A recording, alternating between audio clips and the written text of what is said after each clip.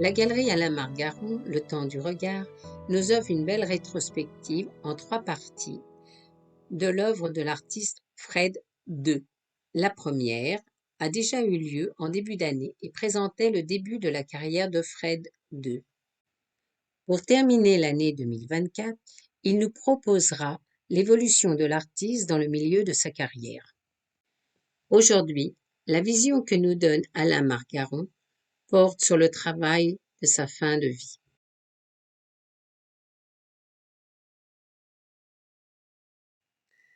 Fred II est né le 1er juillet 1924 à Paris, fils unique d'un ouvrier et d'une concierge.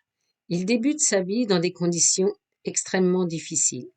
À partir de 13 ans, il travailla en usine. Durant la guerre, il rejoignit la résistance et s'engagea dans l'armée.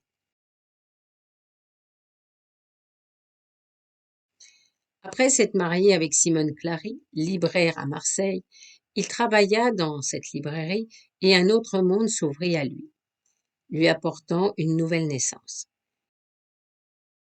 Il découvrit la littérature avec des auteurs comme Henri Miller, Louis Aragon, Blaise Cendrars, Kafka, et surtout la peinture de Paul Klee, véritable révélation, ainsi que le surréalisme qu'il intégra à Paris après sa rencontre avec André Breton à la librairie La Une, grâce à Bernard Gerbrand en 1951.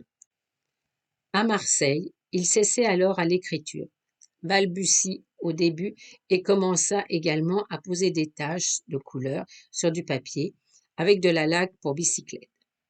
Les librairies joueront un grand rôle dans sa vie puisqu'il commença à y exposer ses œuvres. Puis peu à peu, son style, tant littéraire que pictural, va évoluer et se poser. À partir de ces tâches, il dessina, reproduisant ses angoisses, ses souvenirs dans ses œuvres, et pour ne pas oublier ce qu'il créait, il écrira ce qu'il ressent. Pourquoi, comment, sur les feuilles de papier protégeant son travail. Un trio peinture, dessin, écriture va alors se mettre en place à partir de l'année 1963.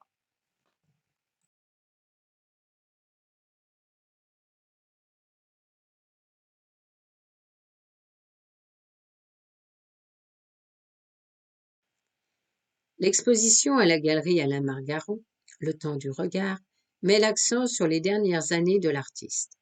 Nous montre un travail très coloré. Pour Fred II, les traumatismes d'une vie difficile l'ont porté à désigner sa vie sous la phrase « J'écris et je peins ou je crève ». Sa compagne, l'artiste Cécile Reims, rencontrée en 1951, l'a accompagné dans son cheminement tout au long de sa carrière.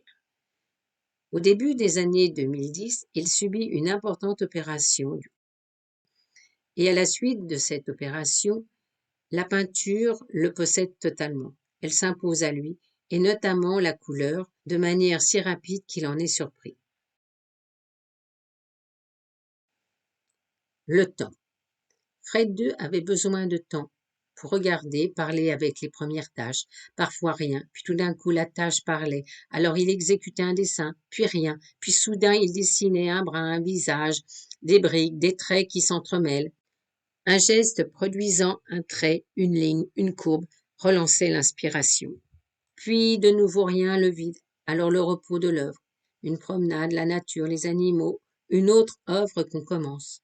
Et de nouveau le discours avec la toile, rien ou un mot lancé par le dessin, ou une tâche peut-être nouvelle, et alors le dessin reprenait forme, l'inspirait, mais l'œuvre avançait et la fin était proche. Peut-être une dernière question, comment finir? Alors la réponse venait d'elle-même, et il la regardait, la contemplait. Le dessin était terminé, plus rien à ajouter.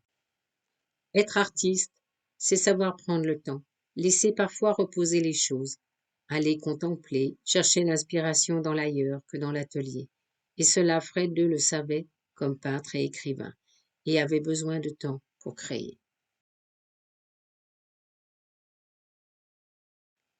Les peintures de Fred II représentent ses pensées profondes, et dans cette exposition sur les dernières années de sa vie, la couleur n'est plus tâche, la couleur est là, profondément présente, forte et intense. Elle percute l'œil, elle invite à la réflexion, elle nous parle. Elle est soit lumineuse, soit sourde, dévoilant le fond de l'âme de l'artiste. Les dessins s'inscrivent dans un développement de l'histoire de Fred II, de ses souvenirs, de ses amours, de ses angoisses, de sa maladie. Il souffrit de tuberculose, tout comme sa compagne, mais aussi ce qui faisait sa vie à la Châtre, sa maison en pleine campagne. Il regardait, contemplait l'herbe, le lichen, les insectes et autres animaux. Tout ce qui l'entourait l'intéressait. Et cette curiosité se retrouve dans ses œuvres, une œuvre ouverte vers le monde, vers l'avenir, alors que Fred II était très malade.